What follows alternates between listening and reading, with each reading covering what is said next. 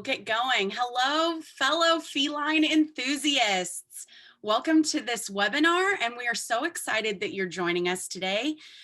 Let's talk about cats is the title of this webinar. And we had so many people join us for our last cat webinar with Monica and Peter that we had to do another one. And that last one was in December. It is on the humananimalsupportservices.org website. If you happen to have missed it, and you want to go back and watch that, you're welcome to. Just so you know, the focus of this webinar is going to be very centered on community cats, the future of cats and cat programming, policies, and the way we think and talk about cats in general in the industry. So we are really excited that you're here, and I want to introduce Monica Frenden, who is the Director of Feline Lifesaving for American Pets Alive. And we also have Peter Wolf, who is here with us. He is the Research and Policy Analyst for Best Friends. So Thank you so much, Casey. Yeah, we have our first set of questions. And we'll roll into the first one. We're just going to go through these questions, and we really want a lot of interaction with this. So if you have questions, throw them in the chat, throw them in the Q&A section, and we'll get to them after we roll through all the questions that came in through email. So the first question is regarding drowning in cats being false due to seasonality. Is it possible that on an annual basis, shelters aren't drowning, but for the part of the year they are? Peter, do you want me to kick it off? Go for it. 100% hear what you're saying. The seasonality of cats, we do get those huge tidal waves where population fluctuates wildly. And I think that it is possible that you are overwhelmed in numbers through parts of the year. Absolutely, we all are. And I think there's a few reasons for that. When a for-profit store builds a parking lot, they build it for max capacity. How many people are ever going to be in that store so everyone can possibly park? When we build a shelter, we build it for how many animals are there on average. So if you average out the number of cats and kittens that we are getting annually, guess what? You're going to be real short during several months of the year, during your peak kitten seasons when those tidal waves are rolling in. And so if we looked back at the last webinar, when we talked about how our shelter industry is failing cats, we kind of talked about the differing populations between cats and dogs in shelters. And if you look at month by month across the country, animal intake, dogs are nice and uniform. Their numbers stay the same month to month. And then of course you look at kittens, all 600 or 800 people on this call, you all know that we have those radical spikes. And so if you are looking at shelter design, you're rebuilding, think about what your peak capacity is, and that's what you should build for. The language of that is what my point was in the last webinar, the biggest point on that the way we talk about cats when we say that we're drowning in them is the most important takeaway from that conversation. The devaluing of the cats that we are doing by the way we speak about them, suggesting that there are so many cats that we have no choice but to kill them. So that's the big takeaway from that. But Peter, I know you had another point about those huge population surges and whether we needed to have them or not.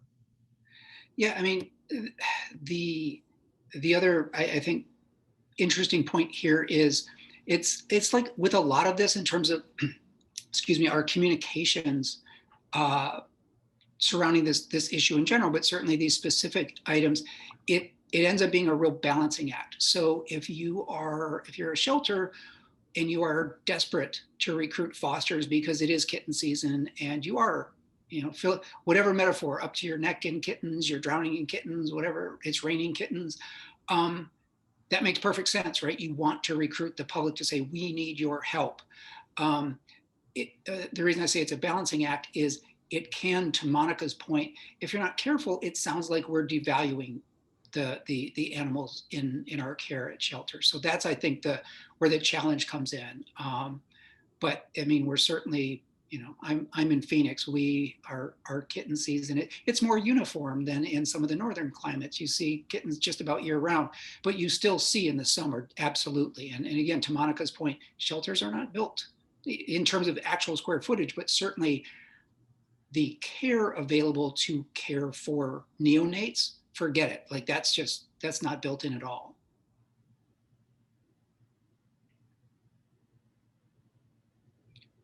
You want to go to the next one? Yeah, Great. hit us with the next one, Casey. Roll into the next question. I'll read that to you guys. Is there a good pictorial or something we can share on Nextdoor about leaving cats alone? I keep seeing people post about cats, that they see them and not knowing what to do. Maybe the slide about stop stealing cats? I know that this is based on the feedback from the last webinar. You guys universally said to Peter and I, we need marketing materials. We need PSAs to give out because Peter and I both said that it's our job as industry experts to re-educate the public on what we've taught them over the last 150 years.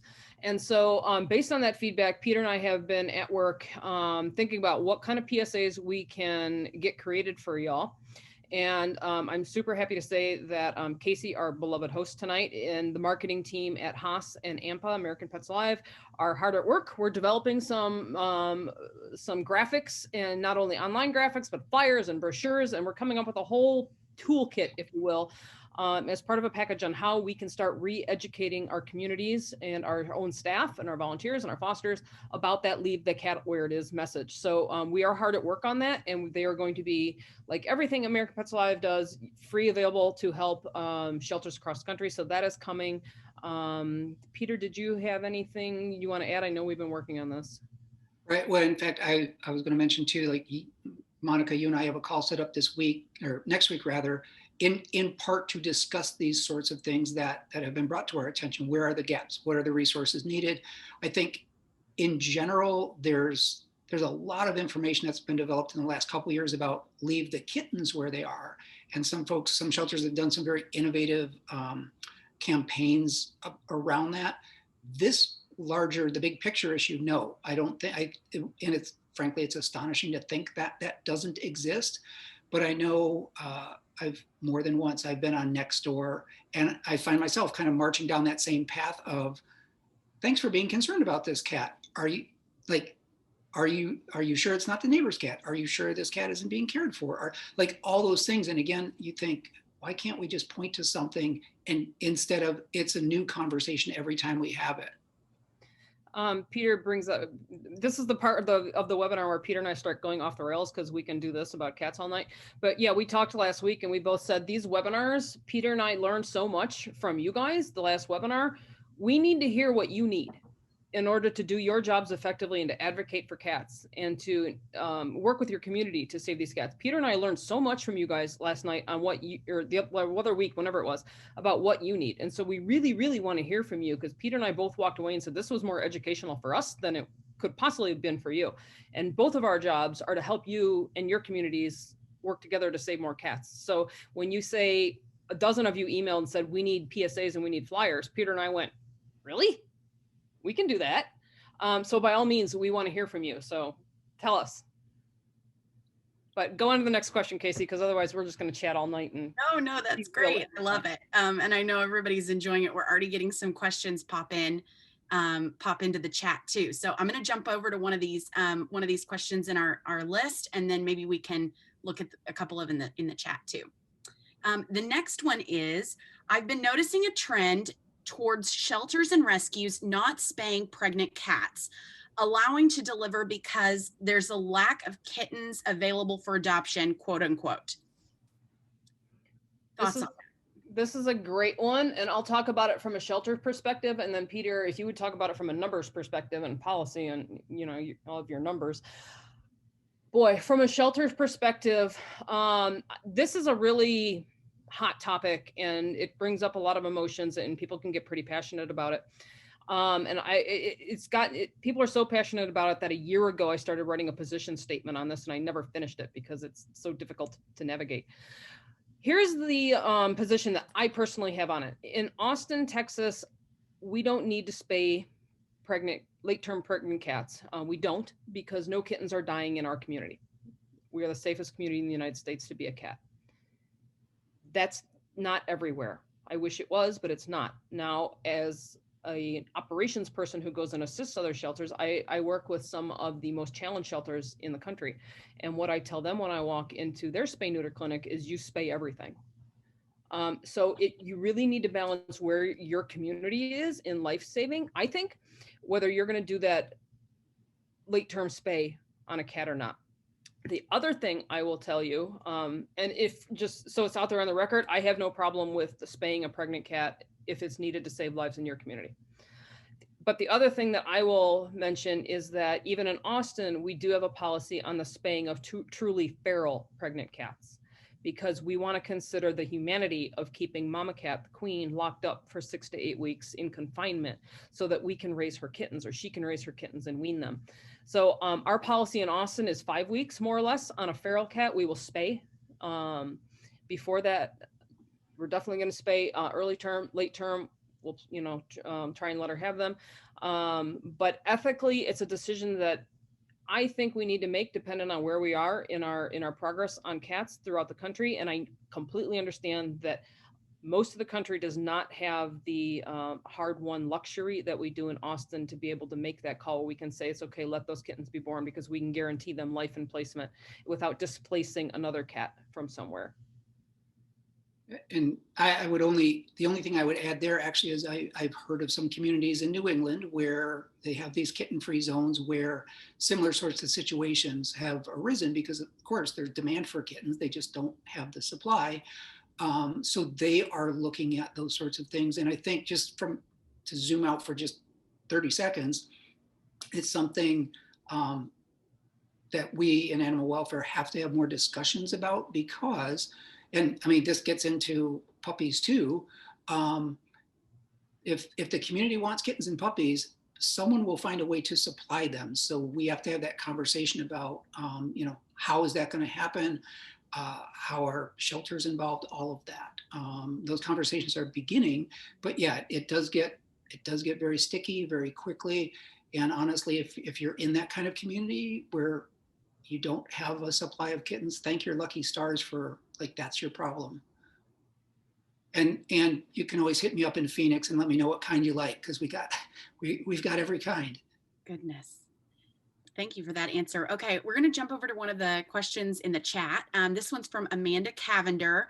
I really like this question because it's very centered around change culture, which is always difficult and hard to talk about, but I feel like you guys are so prepared for this. So it says, I am a community cat coordinator from Humane Animal Rescue of Pittsburgh, Pennsylvania.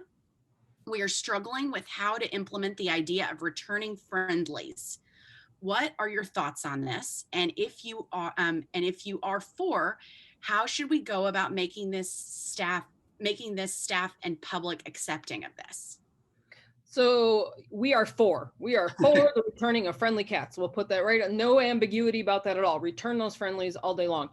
And this is, again, Peter and I are going to be working all of 2021, and we are working hard at how can we shift the national mindset on how we think about cats, because we recognize that right now the mindset does tell people they want those cats rescued. They want them sheltered. They don't want them put back on the street. And that's because of messaging and what we have taught people over 150 years. So we recognize that we now have to reteach them.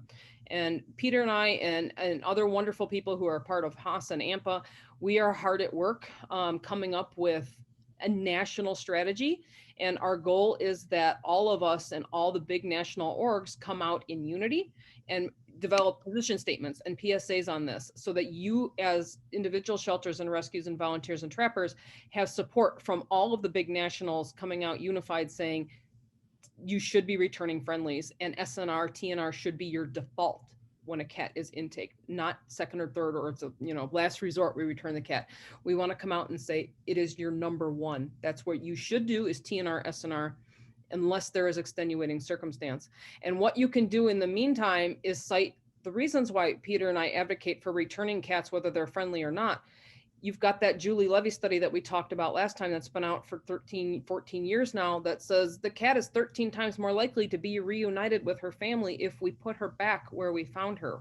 We've got all the studies that say return to owner doesn't work in cats, that 2 to 3% of cats nationally are reclaimed from animal control. We know that system doesn't work. So we can cite those things and say it is serving the cat best, the friendly cat, if we put her back where she was so that she can go home, so her family can find her. And now we have wonderful evidence coming out from Haas stating that we know animals are usually picked up within 4 blocks of their home. where they were found. And then we take them 30 miles away to animal control sometimes, and nobody's finding them there. So we can cite these. It's hard to fight data when you have it.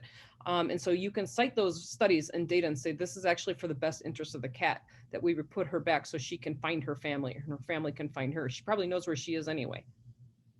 I think too, and this gets to the issue of a change culture. And again, the kind of the ambitious undertaking of trying to change the way people think about cats, so that they see a cat strolling across their yard and their first thought isn't, I need to call animal control because this cat is lost or stray or dumped or whatever.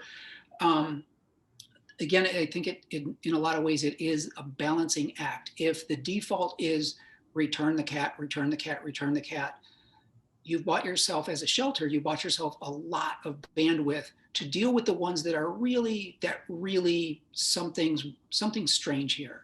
This cat's clearly not thriving, but there's no health issues. Okay, maybe this was an indoor cat that escaped. Maybe this was an indoor cat that was left behind. You can go knock on doors. You can go do that sort of, get that on the ground intel. If you did that for everyone, like, you don't have those resources to do it for every cat. But when the default is getting them out there, I think it buys you the bandwidth. The other piece of that is, and again, this gets to the change culture more directly.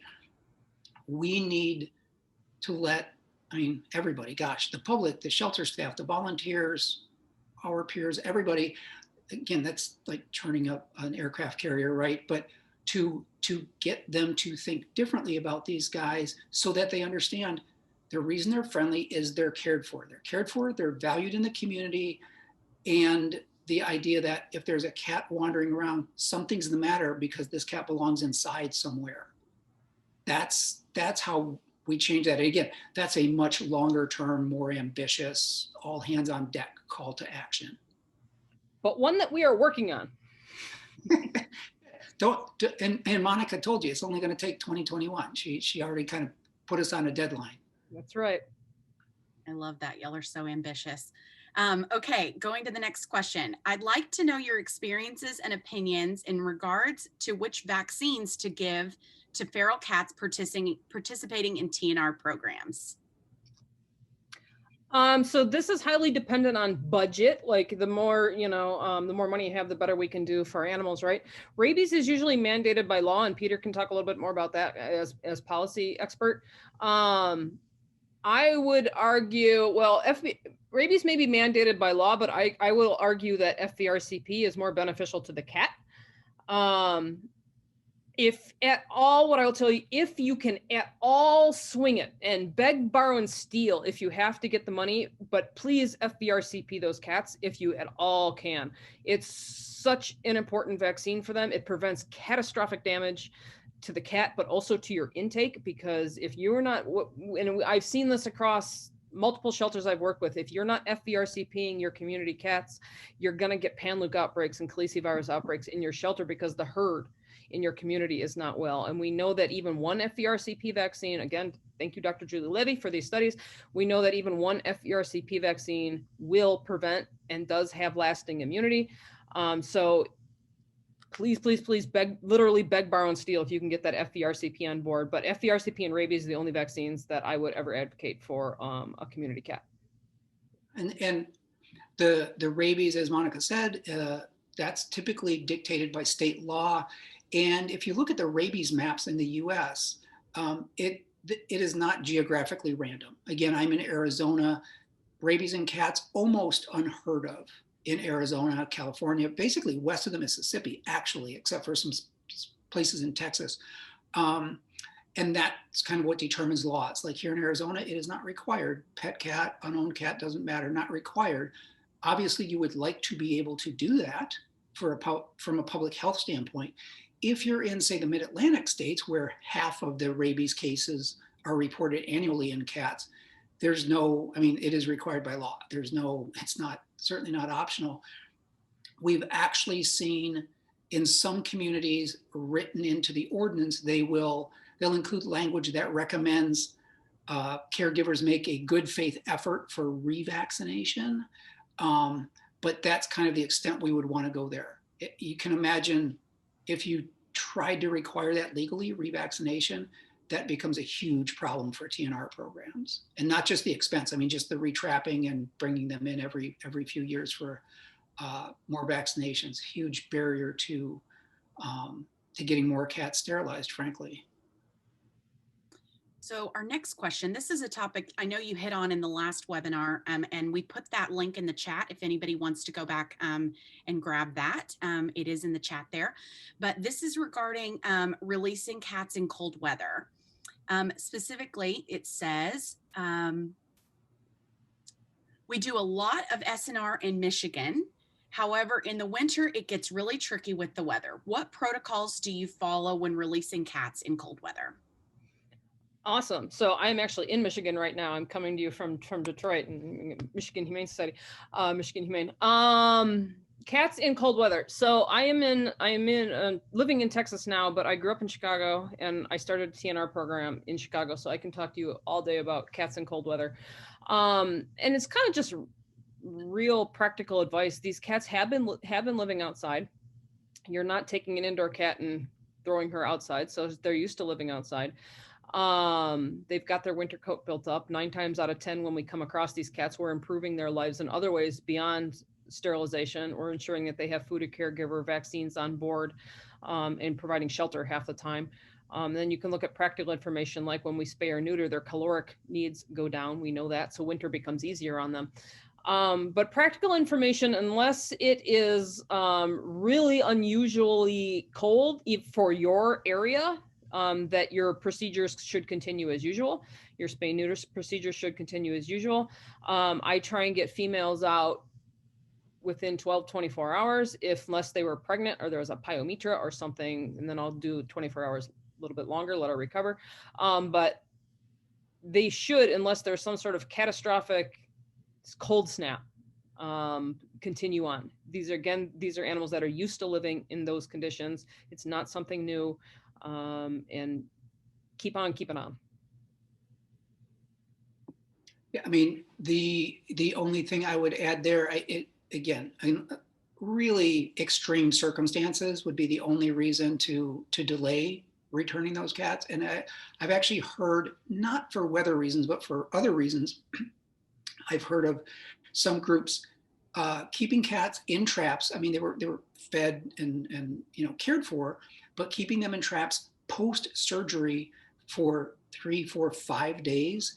And of course, the risk you run there is that stress has a negative effect on their immune system. And now you're going to release them at a time when they're actually in terms of their immune system, they're actually more fragile than if you just waited till they recovered from the surgery and the anesthetic and then turned them loose. And again, it's, all of this is premised on the fact that they're going right back where they came from, where they had food, water, shelter. They had the resources. Nothing's really changed in the last 24 to 48 hours, right, in terms of their circumstances. We have a few more questions that are kind of along the same concept of this, that when you're putting cats back outside, what is your preferred method for assessing whether a cat is freaked out or just feral? And there's also a couple of other questions in the same realm of knowing if you're putting a cat out that might have been owned or dumped or whatever the words are that we're using nowadays. Yeah, I think I get it. And I have a few thoughts on here, so I'll see if I can remember them all. When we're talking about whether a cat's owned or whether she owned and somehow outside when she isn't supposed to be, or whether she's a true community cat, that's that initial assessment that a cat should be going under when it presents over the counter for us for any reason. So that's that, like I talked about, like that 30-point inspection. Is she in good body weight? Does she appear healthy? Her eyes are bright. She's, rotund and all those fun things. If so, that's probably a community cat, because those cats are acclimated to their environment. They know where their food source is. They're clearly thriving there. If she is plump and in good body condition, she's thriving where she is. So you can relatively safely assume that this is a cat who is doing okay where she is. If she is gangly and unthrifty and skinny, then she may have accidentally gotten outside and she doesn't know where her food sources is yet. She doesn't have buddies that are leading her to the food bowl every night. So that's the importance of that 30-point inspection. But I know that Peter's going to jump in and say that's where that door knocking comes in handy too. And that's where that important community outreach comes in, and really engaging with your community and involving them in this work, because we might not know who that black and white cat is when we roll up with our traps, but somebody in the neighborhood probably does, and might be able to say, oh, that's, Midnight, that he's lived here for 10 years, or, actually those people moved out and the cat got out, or blah, blah. So that's the importance of really community engagement when we're doing this work. And then I've already forgotten the first part of that. Oh, assessment. How do we assess the cat really quick? I'm going to say that if we are talking about SNR being the default for when a cat presents over counter that has been living outside, that we shouldn't be doing any assessment, because Peter and I have already said, put the friendly cat back. So in that case, we've just saved you all kinds of time, right? You don't need to do the assessment. But if you are trying to debate, should we try, for whatever reason, is this cat friendly or is she feral? God, I teach a class in this in Austin, or I did pre-corona, and it's really hard to teach somebody how to talk cat. And I've had a really hard time articulating it, but I can give you some pro tips. If the cat is talking to you, she's probably not feral. Cats only meow to vocalize with humans, not with other cats. So if you hear meow, maybe give that cat some extra time if you're inclined to not return, or you want to keep or assess or whatever. Do they respond to a can opening? Noises like that, or a toy or a crinkle ball. Feral cats don't play with toys. They're not really interested in the noises you make. A couple pro tips, but mostly we're going to say maybe we don't do so much assessing if this is a cat who we know is living outside, and we're talking about putting her back outside. But if you're any other reasons, Casey, if you'll throw my email up in the chat, and you guys can email me directly, and I'm happy. I've got some printed educational materials on, is that cat friendly or feral? And I know that Maddie's University has a whole course on this as well. I think it's called I Speak Cat, and there's a whole course on, is that cat friendly or feral? I don't really have anything much to add there. I will say, and to be clear, my colleagues who do the returns and stuff, they're the ones who have to struggle with these sorts of decisions. I'm not typically in that role. Having done a fair amount of TNR myself, though, it's definitely a concern. Not so much from my perspective, because typically if I'm doing TNR, I'm also at least one of the caregivers in that community. So we get to keep an eye on things. We get to do the monitoring, and we also probably know if this one's a new one. So you have a lot of that intel that we've been talking about, that if you're at the shelter, you may not have that information. But again, the notion, I know if I'm trapping a big colony and we get somebody in there who's chatting away, and you're just like, okay, that's either is somebody's cat or was somebody's cat. And again, there are certain behaviors you can look for, but again, in the end, most of the time that's not going to change the decisions you're making, other than, again, if you got somebody who's really chatty, then okay, go start knocking on doors. This is also, by the way, where it's really useful if you're the shelter, having one or more staff members really tapped into the TNR community. Because wouldn't it be great if you can call somebody to say, look, there's a caregiver who lives right down the block. Call them and ask them if they know about, this cat or something. That, again, that kind of firsthand information, absolutely invaluable. And again, instead of leaving the shelter, knocking on doors, call somebody in the network who knows that community, top to bottom. Casey, I'm totally going to jump in and hijack things, because there's a great question in the Q&A that kind of relates to what Peter and I are talking about, from Katie. Let me see. Kizavat, who's asking, what are your thoughts about working with shy kittens from TNR trapping to get them socialized and adopted? If they're slightly older, 3-4 months, how much time do you give them before calling them feral and re-release? That's a great question, because that's another ethical hot one, where your volunteers, your staff, your fosters may be all up in arms about returning kittens, and how much time do we give them? Great question. We've got at APA, and I'm happy to give it to you, our protocol for outdoor release candidates, and it walks through kittens in addition to other animals. But we really need to keep in mind how much time we can invest, what the outcome might be, and the welfare, just the how we're treating that cat, and is it the ethical thing to do for that cat or kitten? So there is, scientifically, we know a cutoff window where things become exponentially more difficult with those kittens. Like we can all socialize a 6-week-old kitten, easy cheesy, right? It gets much, much, much harder at 3 months, and 4 months is real hard.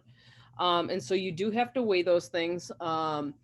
And there is a wonderful document. Peter, you may have access to it too, because it came from Best Friends. It came from Dr. Frank at Best Friends, and he sent it to me years ago. And it's a beautiful table of research he did about what the odds are that that cat or kitten will ever socialize completely based on its age and its previous history.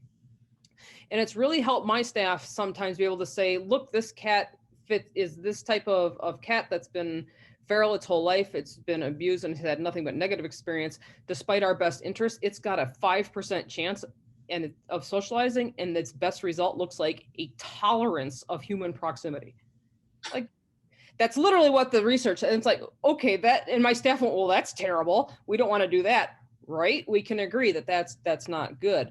And I think it involves having a look at some of that data where we say, we know that the best outcome for that 4 or 5-month-old kitten, it's not going to be good, right? If you've tried and it's not happening, you're going to end up with a house feral. It's going to live under somebody's bed for the rest of its life. No one's ever going to be able to touch it, which presents an adoption nightmare for you. But I think more importantly, is that humane to do to the cat? I argue no. I would say no, that is not a life that I would not want to live under the bed and come out only in the dark. And then please look at the big picture. I know that we all get caught up on the individual animal, and we want to do the best for every individual animal, and that isn't wrong. But you have to look at the big picture and say, how much time can I invest in if that one foster home is tied up for 6 months trying to foster a cat or kitten who we know has a relatively low success rate of being an indoor cat, a happy indoor cat? How many cats and kittens could we have saved in the meantime going through that same foster home? And so look at our big picture. We have tens of thousands of cats that we need to get spayed and neutered on our doing high volume TNR that we need to focus our energies on. And so sometimes we have to take a step back and say, what's the common good? What's the greatest good that I can achieve here? And so it might be making hard decisions like 4 months, you go back, 3 months, you go back. And I don't think you should feel bad about that at all, because remember, there's nothing wrong with going back to home. There's nothing wrong with going back home. And so we're also looking at shifting that language of return to field to return to home, right? There's nothing wrong with going home. The other aspect of that too, again, this is just where, if you're the shelter, wouldn't it be nice to have those relationships with the caregivers, the trappers, whatever? Because maybe you put a litter of 3-4 months old back, and this happens from time to time. The caregiver a month later, they're saying 2 of them are, very healthy, happy community cats, and I got a dum-dum here who really should be inside. Because I'm sitting with one of those in my lap right now, in fact, who was TNR'd, he was put back, and next thing you know, I have to pick him up to put the food down for everybody else because he's literally underfoot. Like I'm worried that I'm going to step on this guy. So, which is why he's home. But again, as a shelter, you can't manage at an individual level. But to have open lines of communication with the caregivers, with the trappers, and knowing that they're not going to call you for every kitten, please take them all. They have to understand too, like, okay, who are the ones who really, you say, look, this one, not that they're not thriving, but again, I like the ones that I care for outside. I don't want them marching up to everybody. I want them to be street smart, right? And again, the caregivers know this, and you gain that with experience. So again, to the extent there's a network that kind of gets built, the shelter can kind of serve as air traffic control, but there's this whole network that you can reach out to get the intel you need. I did want to just jump in real quickly here that before I lose the chat entirely, somebody asked about, there it is, Neil Hay asked about legal issues. He says, we hear from many shelters looking for help who operate in environments where local ordinances require cats to be taken off the street. and bar a return to site. How is that fight trend going nationally? Short answer is yes, the trend is, the fight is going, it's ongoing. It's interesting because we do hear from communities where sometimes I'll get an email or I'll talk to somebody at conferences, whatever, and they'll say, well, we can't do TNR here because it's illegal. And I go, well, what is your community? And then we go look at the ordinance, whatever. And you might find out, for example, that there's a law against any animal, dogs or cats, being off leash. Well, that doesn't mean TNR is illegal. You can still do TNR, but it's risky, right? Because you may have an animal control officer picking up cats because they're, right? Doesn't mean you can't do it, but again, you would certainly rather have the law changed. But it's also the case, even where that's true, shelters typically have a lot of discretion on these issues. And it's rare that they're going to say, this is the most important thing we have to do in this community, is we're out chasing cats. We have to pull them off the street, even if the ordinance says you're not allowed. It's also the case that, again, I don't want to get too far in the weeds on ordinance stuff, but a lot of this stuff, if you read the ordinance, often it applies to owners of cats. And if you're talking about unowned cats, it's a real gray area about like, well, okay, no owner can have their cat off leash. Well, but these guys aren't owned. So how do you enforce that? So it's a real gray area, but it's definitely an area that's of great concern to Best Friends, to all the national orgs, to HOSP, because again, it's a huge impediment to doing these programs. And you would much rather do them above board, like everything else, do it above board, because if you don't allow it to do that, again, I keep talking about this network. If you put in all these impediments, the caregivers aren't going to work with the shelter. You just lost your network of the people who know the neighborhoods the way you wish you could.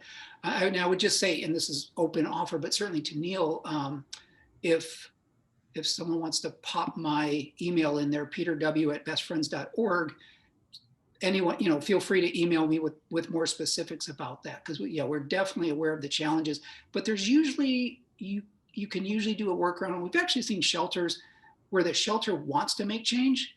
They can do a pilot program and they'll sort of set aside the ordinance provisions that are problematic until they get the data from the pilot program, which again, typically looks great. And then that's leveraged to get the ordinance changed. Yeah, the only thing I'll add to that, Peter, is that we are 100% aware that this is a huge barrier for all of you. And there are some really outdated, poor ordinances on the books that I know that we are all struggling with, but we know it's an issue. On HOS, we have a work group specifically dedicated to it called Community Cat Ordinance Work Group, where we've got the best of the best legal teams being represented from every national in the country. And they are tackling all the ordinances that we can come across and then more. And we are looking at not only local county ordinance, but we're looking at statewide legislation, because we know that we've got statewide legislation out there that is detrimental to cats too. So like Peter said, we are aware that this is a huge obstacle, and the only thing I can tell you is that there is great hope going forward because the country's best and brightest are on it. That's awesome. Thank you. And we'll put a link to that working group in the chat so you can see that as well. Okay, let's jump over to one of the questions that we've got on Facebook. This came in, we're live on Facebook too. Do you believe all cats that are TNR'd should be microchipped, even if volunteer trappers may take it in, but never plan on going to that area again or know a caretaker? I do, if you can afford it, yes, absolutely. Because and this is a conversation I have had with a certain wealthy city that I work with all the time that wants to stop microchipping cats every year to save $5. So I will give you what I tell them. What is the purpose of a microchip? Peter? I have a different answer for this, but yeah, you want to be able to return the cat, right? You want to reunite the cat with their owner, caregiver, or home. Whatever. Yeah, purpose of a microchip, I want it to return the cat to home. And what does a microchip tell me? It tells me where that cat's home is, because now I'm going to put it in my little database. I'm going to say that cat was picked up on the corner of 35th and Main. That's where she's going back. So that's why I want those cats microchipped. It also helps you identify repeat offenders so that you can pull that cat in and do something else with it if you've got a real problem repeat offender on your hands. But at the heart of it all for me is, why wouldn't we microchip them? Are their lives worth less? If you believe that those cats are outdoor cats, their lives are worth less, I would invite my policymakers and my budget folks to come down to the SNR clinic, TNR clinic one day and speak to my community cat caregivers. And I dare you to tell them that those cats' lives are worth less. Well, That's what it boils down to for me. I think too, so a little bit of history on the microchipping. So when Jacksonville, Florida started doing their return to field program in like 2009, 2010, they microchipped all the cats for the purpose that Monica just said, like to find the frequent flyers, find those cats who keep landing in the shelter and find a different outcome. Stop putting them back, if they're going to beat you back to the shelter. And what they found was it almost never happened. But at that time, microchips were expensive and they thought the money would be better spent on more surgeries, which was, that was a solid argument.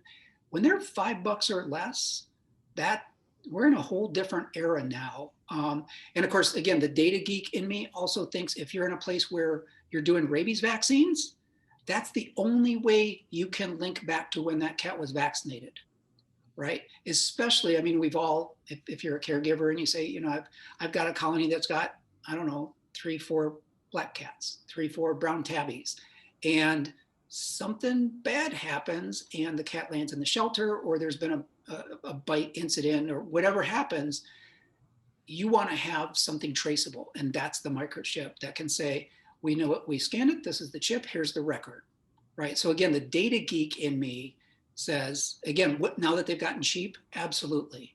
Now, that said, not a lot of pet cats are microchipped. That's a whole other conversation. They all should be, obviously, I think we would mostly all agree on that.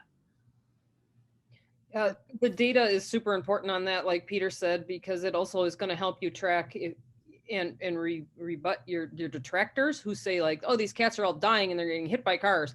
And you're going to be able to track that microchip information and say, actually, we spayed 10,000 cats last year and 2 got hit by cars. That, Yeah. Data, when we can tie that cat and track that specific cat.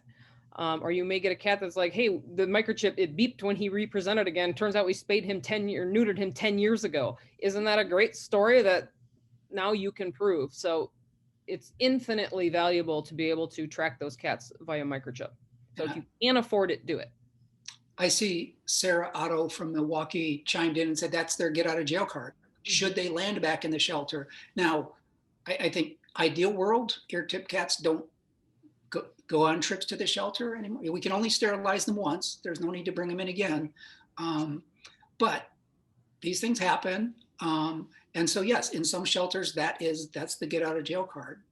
So by all means, again, it would be great if, typically field enforcement folks have scanners in the vehicles.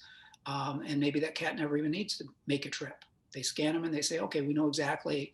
But again, where they belong is a whole other, if you do find one and you say, well, this whole situation looks weird. Why is this cat behind the industrial park? And the chip says they were returned 3 years ago across town.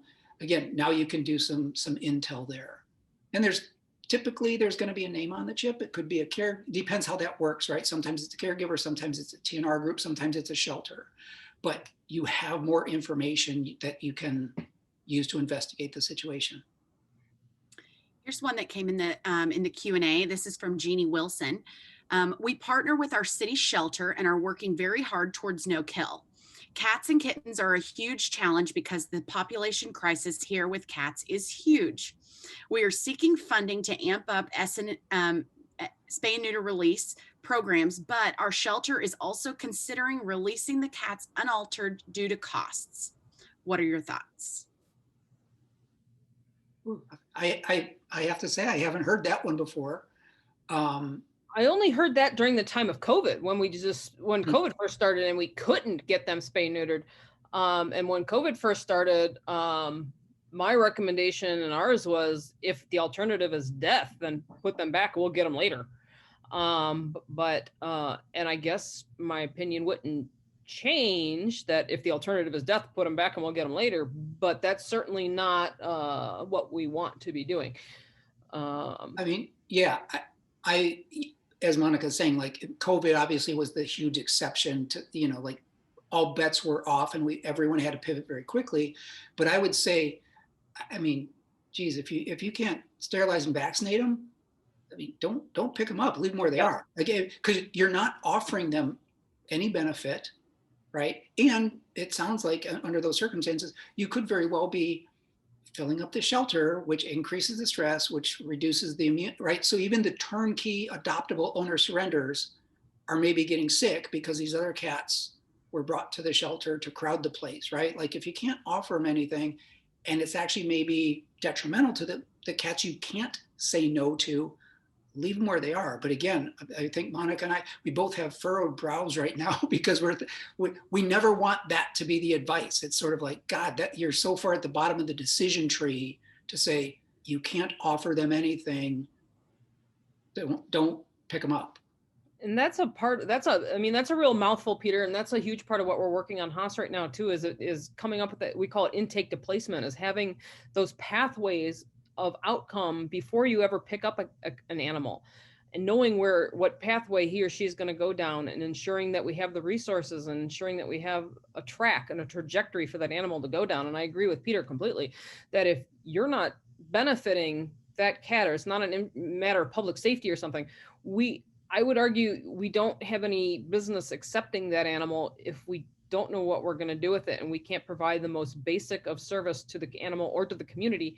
And it's just making things worse, which picking up a cat, intaking it, making it sick, and then putting it back intact, I think we would all agree is just making things worse. And it's how much money is that costing the community with those, and like it just, It's also a way to, I think, really, really frustrate folks. I mean, there's plenty of, every community has a handful of very vocal folks who don't like shelter, neuter, return to field, whatever you want to call it, or just TNR.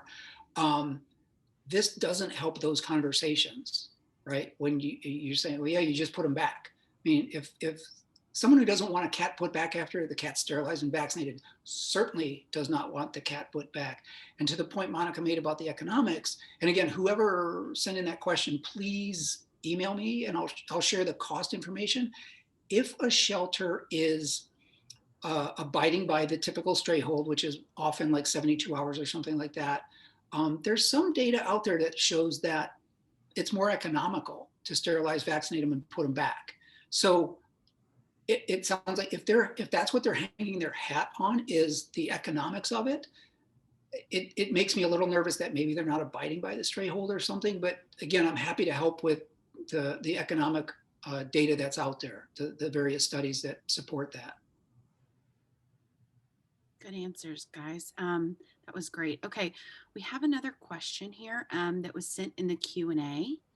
And this is interesting. And I know that this is a hot topic right now about evictions. And so I wonder if you can tie a little bit to some of the eviction crisis stuff that's we're talking about right now. But this question is, we are seeing a large influx of people being threatened with eviction from their landlords if they do not surrender or get rid of the cats on their property. So not quite tied to the eviction crisis, but still interesting. It says some have gone as far as to say if they even see a cat in their yard, they're out. We have been advising on deterrence, moving the cats, offered to speak with the landlord, but some people just don't want that. Any legal advice or information you could give to people who are being forced to surrender their animal? And that could also be forced to surrender their animal because of apartment evictions or housing, that sort of thing. Yeah, I mean, that is one of the most challenging issues that we face, and I see these cases, as does as do the attorneys at Best Friends and elsewhere, all the organizations we see this. And it's really heartbreaking because in a lot of situations, if you're talking private property, there's not, a landlord can dictate what to a great extent, not everything, but they can dictate what happens on their property to a significant significant extent. And again, you do all the things that were mentioned. Can we relocate them? Can we talk to the landlord? How might we persuade them? But at the end of the day, it's their call. The only maybe silver lining to those situations is, again, if you're in a community where there's lots of good stuff going on for cats, even, I don't know, let's say there's 8 cats on the property that have being fed. Presumably the shelter has the bandwidth to find options for those cats, whether it's indoors, whether it's barn, whatever it might be. When, again, there's lots of other good stuff going on, the situations that can't be mitigated, you can actually do, I don't even know if I would call it an impound, but you can, again, it gets that idea Monica just mentioned about bringing them in a very deliberate way, looking for a positive outcome under those unfortunate circumstances. And it is heartbreaking. Again, someone who they start feeding the stray cat that showed up, and next thing you know, there's 6 or 8 cats. Neighbor complains, the landlord's notified, and typically before we find out about it, everyone's so frustrated, it's hard to resolve. Really is heartbreaking. The other thing that I'll add, and Casey, if you would be so kind as to throw the link up, Haas just recently put out our eviction toolkit that all of you guys on the call, if you're a shelter rescue worker or even volunteer, you're interested, our full toolkit on how to help us keep pets and families together as we're all facing a nationwide eviction crisis. So we have that available, and hopefully it'll have some resources in it that you might find helpful. That's great. Okay. Another question. This is interesting. It says the lack of feral, spay, neuter, medical vets is incredibly challenging in our area. The pandemic obviously has made that worse. Are there professional developments or trainings for existing vets and techs to train them on feral friendly handling, high volume spay and neuter? Could we get private vets to donate a day or a month or a quarter to help here? Any examples of other partnerships or things in the community, other communities that you've seen that you've worked with? The lack of surgical capacity, DVM, LVTs, the lack of capacity for surgery is a huge issue. We know it. It is a #1 issue cited by most of our tier 1 shelters when we talk about community cats and in Haas. And this is another big project where I can tell you we've got 2 work groups trying to tackle this issue of how do we meet surgical capacity? How do we get those resources to the community? Because we know that community cats are an essential component of ending needless euthanasia in this country, and we know it. And we know every single community out there is facing a DVM shortage. So big picture, we've got work groups looking at it. How do we do it? How do we get more students into shelter medicine programs in college? Right now I'm working with a couple orgs. They're recruiting future DVMs straight out of shelter medicine schools. We're looking at, right now we're throwing things at the wall and seeing what sticks, but we're looking at things like, can we train and have programming and licensing for things like a surgery tech who can do spays and neuters? That's all they do. Similar to how we have registered nurses who can treat a lot in humans. Can we get a veterinary nurse of some kind who can do spay neuters? How do we keep up with that demand? We know that that's a huge issue. And can you partner with private? I mean, yeah, absolutely. And you should absolutely knock on those doors and see if you can get them to partner with you. And that's part of cultivating your community, is recognizing what resources exist in your ecosystem and can you make those partnerships happen? And remember that you're not just asking for something. If you go to your local private practice and say, can you donate some spay neuters to me? But think about what you can offer that clinic in return. You can recommend your adopters go there and you can send them business. You cultivate that relationship. Remember that you have something valuable to offer too, back to that clinic, and see if you can forge that partnership because you're all on the same team.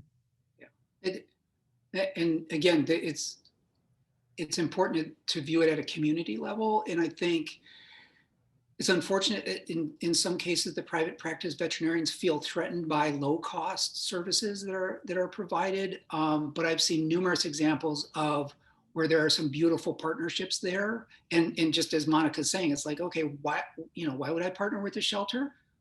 Because they adopt a heck of a lot of animals out. And wouldn't you like to be You know, the first person we think of when, for a lot of the folks adopting animals, you know, at least for a significant portion, that's their introduction into the veterinary profession. This is the first animal their families had, and they're looking for a recommendation. If you're the name that comes to mind, you are going to get more clients that way. And I actually know a veterinarian who moved to a community, and that was his first move. He said, okay, I'm going right to the shelter and volunteer some time on Saturdays and build that relationship.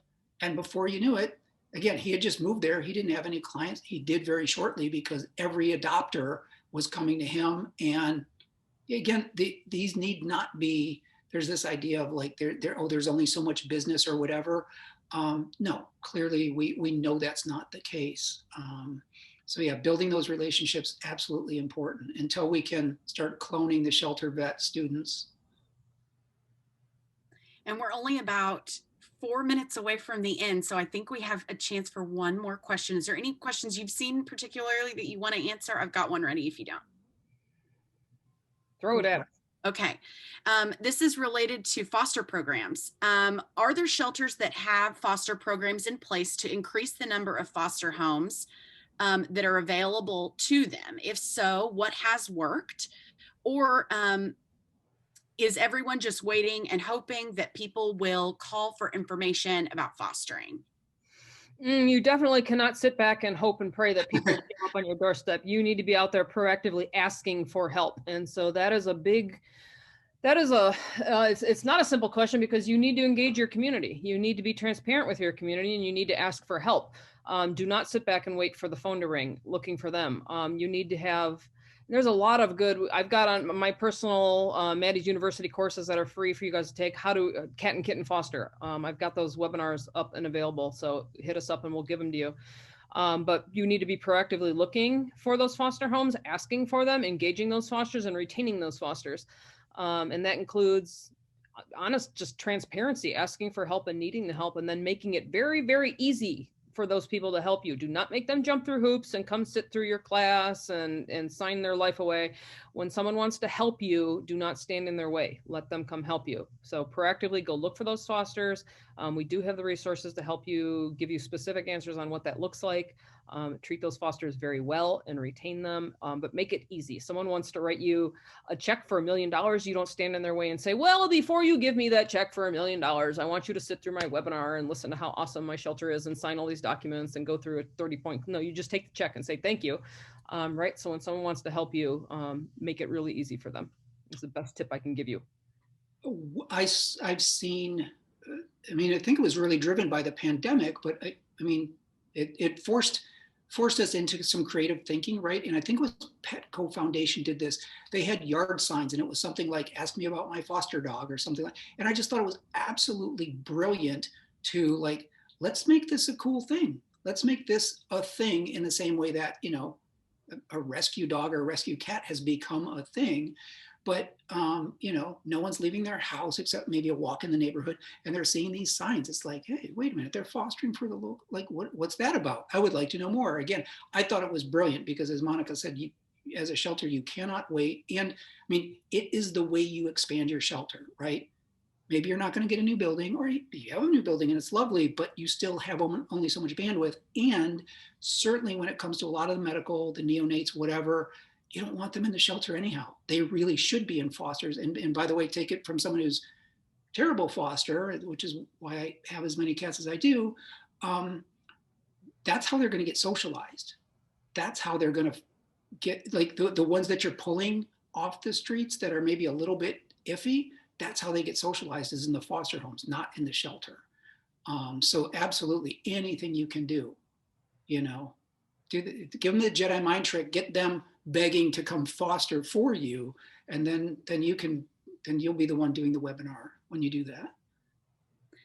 You guys, this has been so fantastic. Thank you so much for your time. Any closing remarks or anything you want to say before we wrap this up?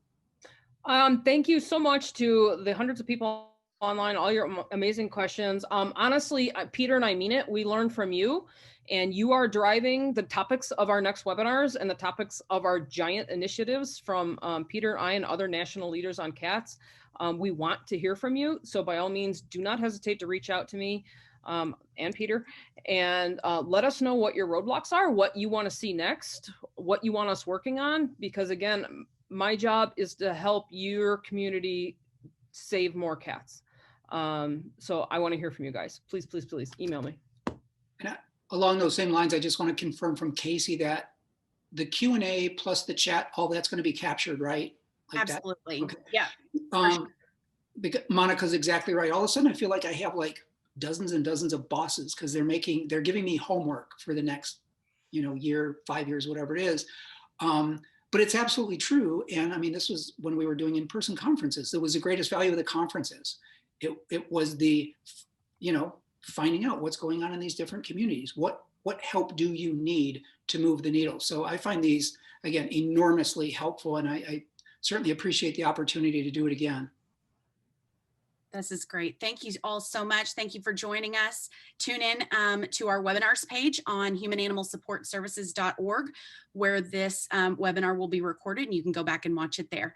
Everyone have a great night. Thank you for joining us.